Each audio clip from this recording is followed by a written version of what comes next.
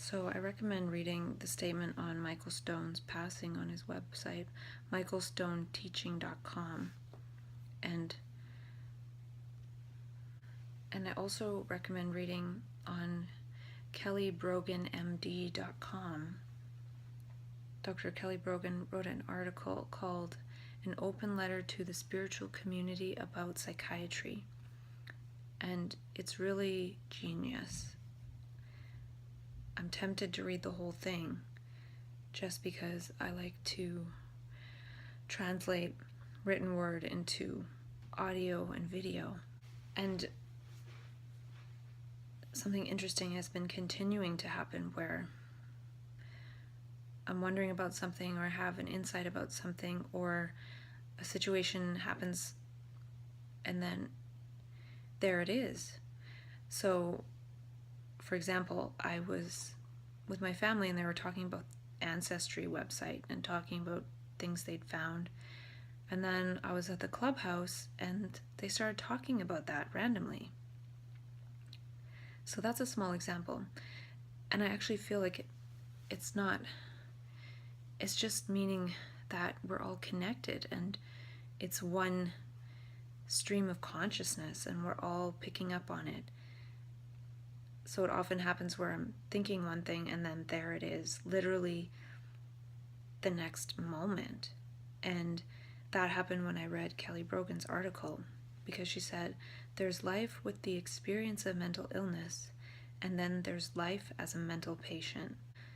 I've been told that both entail a large serving of unfathomable suffering, can't say that word, suffering that brings you to the brink of something you can't imagine tolerating one more second of, and then asks you how you'd like to stay there for infinity.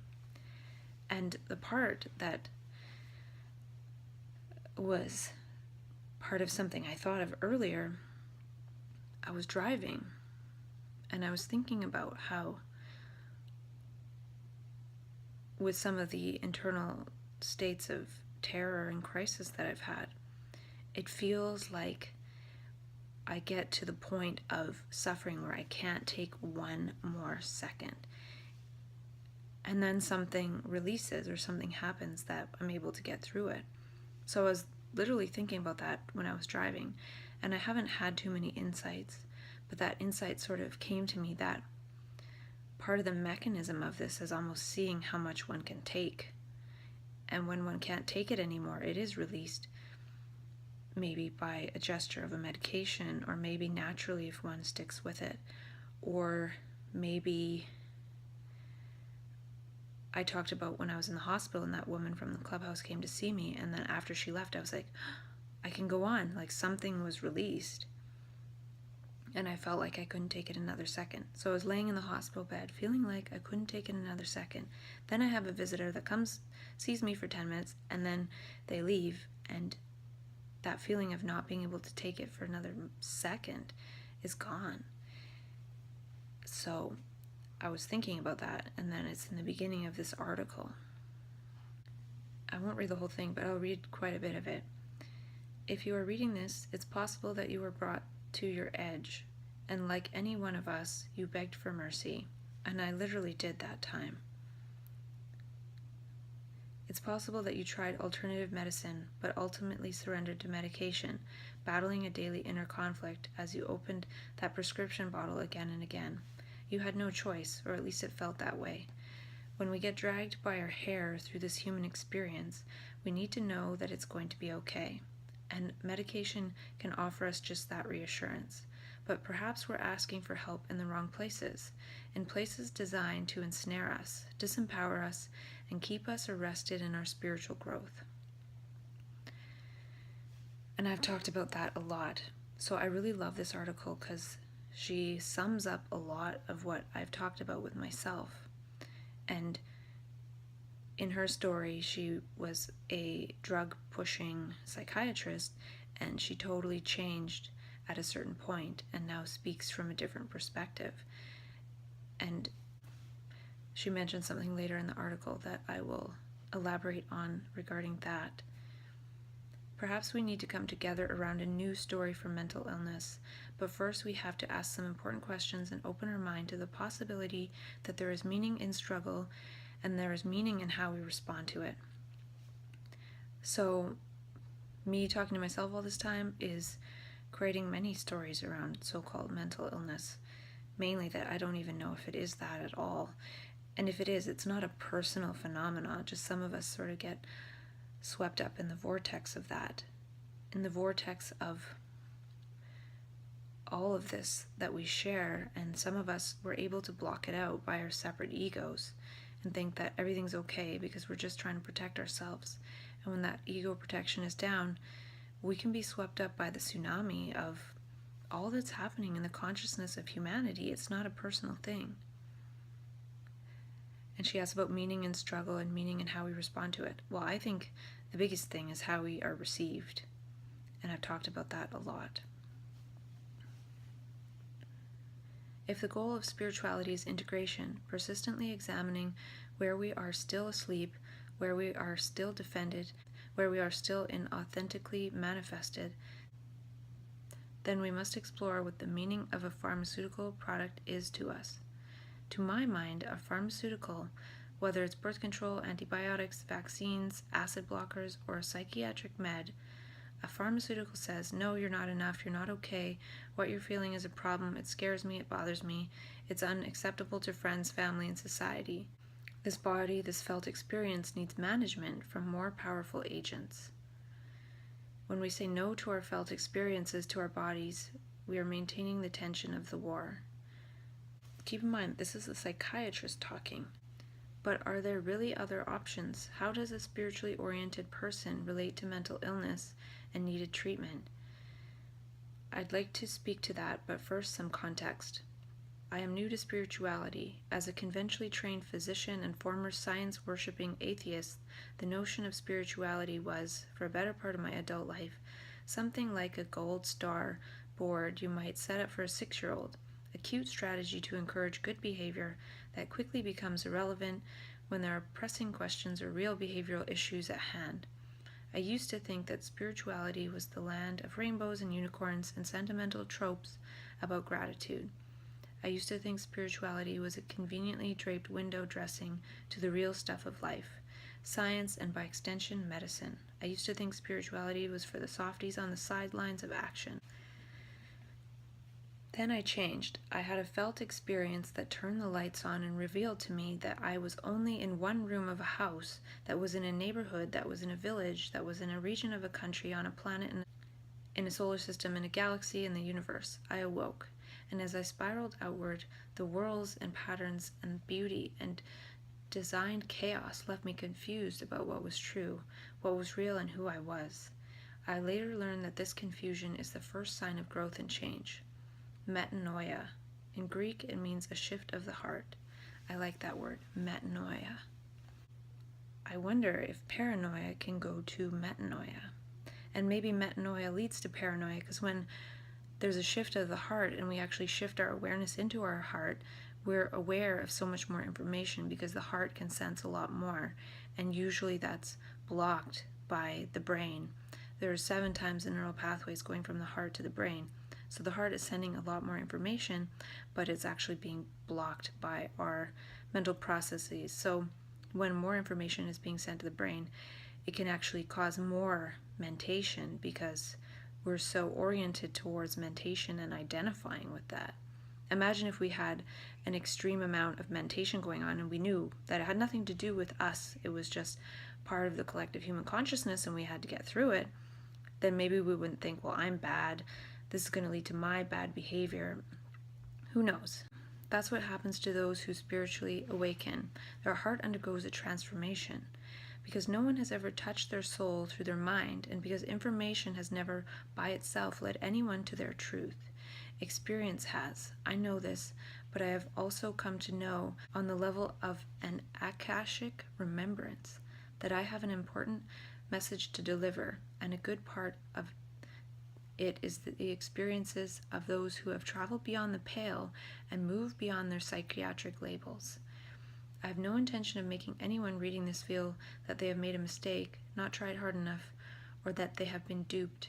I believe passionately in the Maya Angelou principle of when you know better, you do better. And I feel compelled beyond what I can contain to share some truths with the spiritual community in case it helps you to know better or to confirm what you already know. So that's such a beautiful paragraph. I really like this term, Akashic remembrance. And I looked up Akasha. It says, the Akashic records. Akasha is a Sanskrit word meaning sky, space, or ether, are collectively understood to be a collection of mystical knowledge that is encoded in the ether, i.e. on a non-physical plane of existence. So, in a way, a sensitive person can tap into this Akashic record. And I feel from my experience that some of the suffering I experience that feels like something greater than myself is to provoke me to move towards an action that is greater than myself, meaning it's not just about protecting myself. It's not just about my life and my comfort and all of that. And sharing this would be an example of that. And I feel like by continuing to talk about this with myself, I buy myself time because I am creating this not just for myself. And then Kelly Brogan says, I've been saddened by the recent death of Michael Stone, a beloved teacher of Buddhist lineage. My office may seem like a surprising place for his grief-stricken supporters to reach out to in the wake of his tragic death. While not immediately acquainted with his work, over the years I have received many text messages from my best friend sharing his wisdom.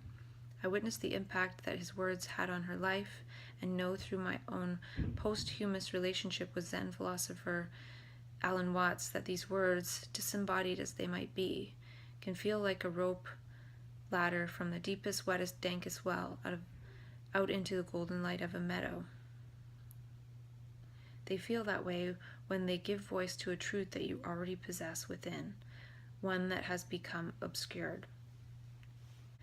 I feel like, in a way, self-dialogue is giving voice to the deepest truth I can in any given moment, and that would drown out these memes and thoughts that are part of the collective that might come in to obscure that.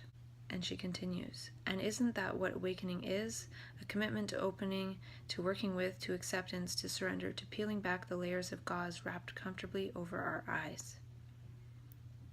And this article is how I found out about Michael Stone's death. Michael gave many souls a place to rest, created a container for them, but, as in the case with most teachers, myself perhaps included, there is a message and then there is a medium, and we are learning that Michael was wrestling with his own energies in a way that ultimately led him down a path many may be shocked to learn about. When I read about his experience of surrender to conventional psychopharmacology, I felt a deep sense of heaviness, perhaps the weight of all that I want to share that perhaps can never be shared with this man. Here's what I would have wanted to share, and what I will share with you in service of growth and expansion, alignment, and perhaps confirmation of what you already know to be true. 1. Psychiatric medications are not what we are told they are. I used to be a card-carrying pharmaceutical dispenser. I thought that I was helping people when I wrote prescription after prescription throughout the years of my medical training.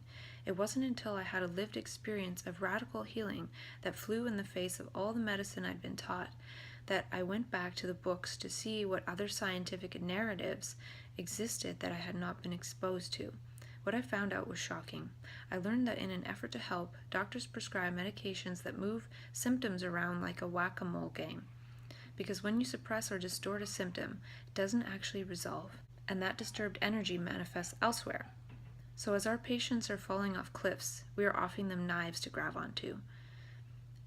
We are offering them help that ends up making them sicker, or at best arresting an emergent and self-limiting process. And that's what I've talked about too in a different way, how if I take a medication to numb me and I'm not actually meeting the moment, there would be an allostatic load of stress and energy building up just by the fact that I'm not adequately able to respond to the moment. And something that I might see as stressful and be able to act to resolve, I just miss. And so there's no resolution. So it's just moving all those energies of perception around like whack-a-mole. And I feel like since I've been on the Hearty Nutritionals, I've been able to face things more in the moment and deal with them. To continue, this is the perspective of several renegade psychiatrists and of Robert Whitaker, whistleblower and investigative journalist, whose work led me to put down my prescription pad for good. Through non-industry published literature, I learned that psychiatric medication can perpetuate the very disability that it purports to resolve. In other words, you are worse off taking it than not. Hard to believe, I know, because we feel like we have to do something, and that medication is what we do in urgent and serious situations, right? Or what if your situation is neither urgent nor serious, but it's really just taking a toll? You'd be reckless or stupid not to avail yourself of the safe and effective tools Western medicine has to offer, perhaps even combine it with some Eastern methodologies for the best of both worlds. That would have made sense to me, too, before I spent a decade reviewing a very different tale, a much suppressed one, about these medications. If I had to use my credentialed expertise in analysis of primary literature to come to these inconvenient conclusions, then how could the non-clinician ever be expected to know? So I feel like through self-dialogue, I've unfolded and understood what it took Kelly Brogan 10 years to discover through looking at all the research. I've discovered it through the 6 years of being in the mental health system. But what she's saying is that it's very difficult for someone who's a non-clinician to figure this out. And I feel like I have figured this out because of my own experience.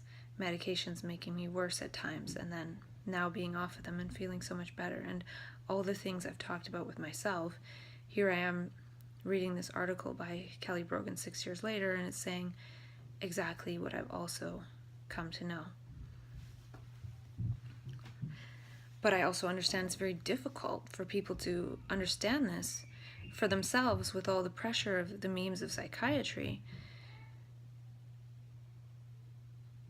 And that's one of the reasons why I talk to myself so much. Unfortunately, most of the people who now know because of their experience being injured, harmed, or disabled by these medications. And what they would tell you corroborates what science has to say, namely that psychiatric medications result in worse long-term outcomes. They are debilitatingly habit-forming. They can unpredictably trigger impulsivity, including suicide and violence. But for those costs, we would expect a sizable benefit, of course. And these medications underwhelm at all objective analysis of their efficacy. In fact, they repeatedly perform only as well as placebo. So she did say that most people who understand that medications are bad and harmful are because they've been harmed by them themselves. And what I don't like is how usually when a person is harmed by medication, they still might never figure it out that they're being harmed by medication. It'll just be, oh, it's worsening of your illness, or you're not responding to this medication, not it's making you worse to the point that you might actually kill yourself. So I'll read the rest of this a little later, and then I want to do a bit of show and tell. And then I'm going to have a lot of editing to do, but it seems like this is just what I have to do. This is my work. So this is continuing reading Kelly Brogan's article called An Open Letter to the Spiritual Community About Psychiatry. 2. Belief is the key to healing, so know what you believe. We are in an interesting time, one in which research science is catching up with spirituality, namely in the exploration of energetics, interconnectedness, complexity, and the power of faith. An area of exploding data is that of the placebo effect, formerly dismissed like some fly-like nuisance. We are learning that belief is arguably the most powerful determinant of medical outcomes ranging from surgery to bone healing to the effects of drugs like stimulants. Given this, it's a critical exercise to look at what your beliefs are around the body. And when I was just reading that, I had an insight that our own understanding, our own belief is more powerful than matter. So it's not necessarily,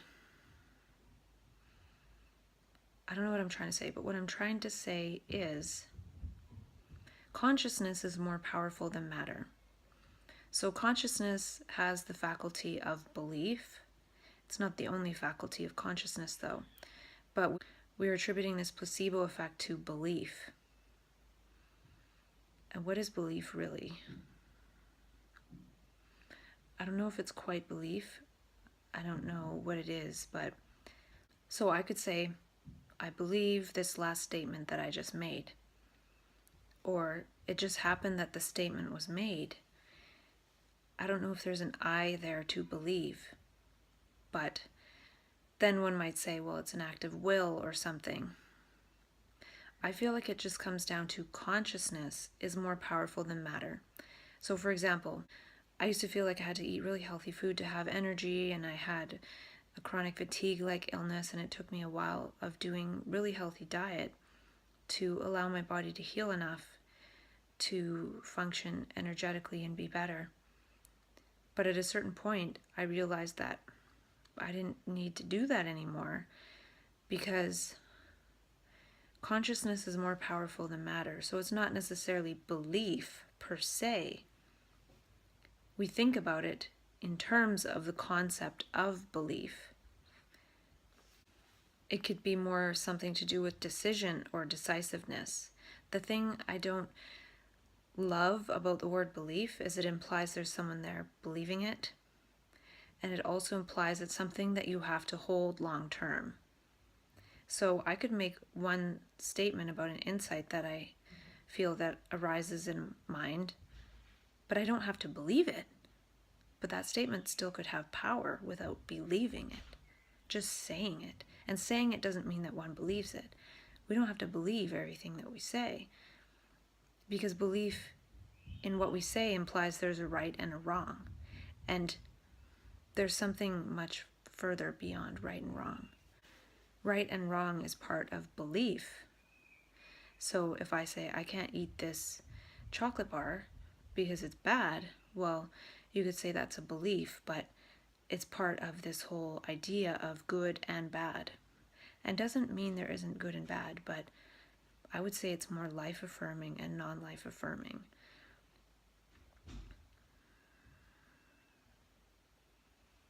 So it might actually be more life-affirming for consciousness to decide to heal the body itself than to take something toxic or harmful like a surgery in order to heal it. And then consciousness goes ahead and heals it so then it can avoid the less life-affirming thing. We really don't understand the mechanism. And to just say that it's belief, that can actually lead to some kind of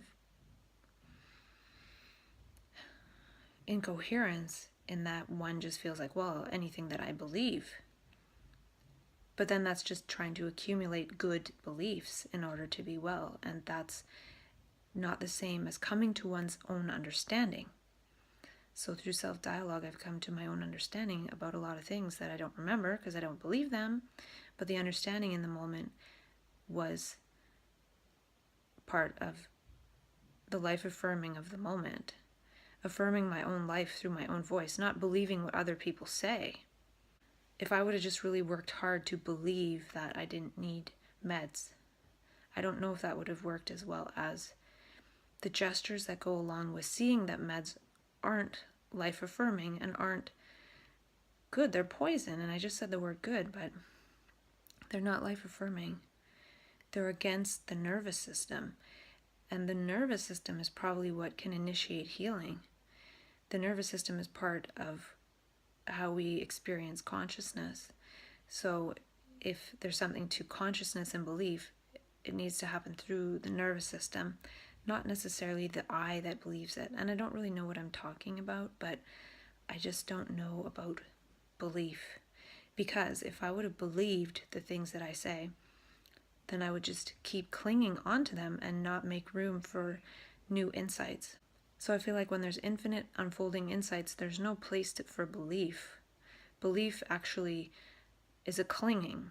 It's not a surrendering. And it could even just be that if someone goes for surgery or something, there's an understanding that some healing is going to be initiated. And maybe that understanding that healing is going to be initiated also initiates healing. An understanding that there needs to be healing in order for the organism to survive. And then consciousness goes into action on the so-called material. It doesn't necessarily need to be a belief. It can be a gesture of healing, just like when I was in California and I had a bit of distress and I took a Seroquel. My distress was gone before I even swallowed it. So it wasn't the effects of the medication, at first at least. It was just my body understanding that I made a gesture, a physical gesture of understanding that I wanted to keep myself safe. And so consciousness realized I was safe, and then I felt safe. So there's no separation between material and consciousness. The material is part of consciousness.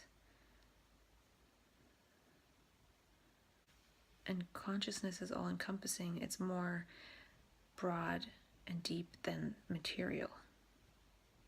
So of course it can have an effect on the material. Just like if I'm feeling fear in consciousness, and somebody knows that, and their material body approaches me with anger or fear, I'm going to see that and I'm going to respond. So the material is part of consciousness. It's not separate.